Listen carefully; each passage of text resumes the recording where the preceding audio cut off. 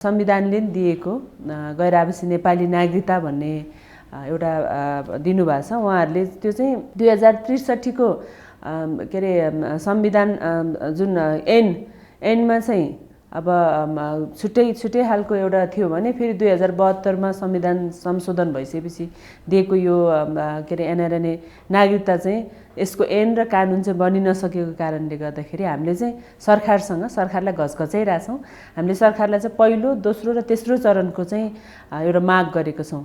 पहिलो चरणमा चाहिँ जुन 2072 मा हाम्रो संविधान संशोधन भएपछि के अरे आर्थिक, सामाजिक र सांस्कृतिक अधिकार सहितको नागरिकता हो। तर अनफर्चुनेटली हामीले चाहिँ पाएनौँ त्यो कुरा चाहिँ, किनभने ऐन नबनेसम्म चाहिँ, विधेयक नबनेसम्म त्यो हुने कुरा भएन। तर त्यो भन्दै गर्दाखेरि सुरुको पहिलो चरणमा जुन मन्त्री परिषदबाटै पास गर्न सक्ने जुन हाम्रो अहिले एनआइडी बिना राष्ट्रिय परिचय पत्र बिना पनि ब्याङ्क एकाउन्ट खोल्न मिल्ने त्यो एउटा चाहिँ पहिलो चरणको काम भयो पहिलो चरणमा। तर हामीले पहिलो चरणमा माग गरेको भनेको चाहिँ सम्पत्तिहरू किन्न पाउने, बेच्न पाउने अथवा अंश अपुतालीहरूको चाहिँ के अरे नामसारी गर्न पाउने, प्लस हाम्रो चाहिँ अरू धेरै कुराहरू छन् जुन चाहिँ अब गाडी किन्न पर्यो हैन, सवारी किन्दाखेरिदेखि लिएर डिम्याट एकाउन्ट खोल्नदेखि लिएर विभिन्न अडचनहरूलाई चाहिँ मन्त्री परिषदबाट पास गरिदिनु भनेर चाहिँ हामीले एउटा प्रपोजल दिएका छौँ।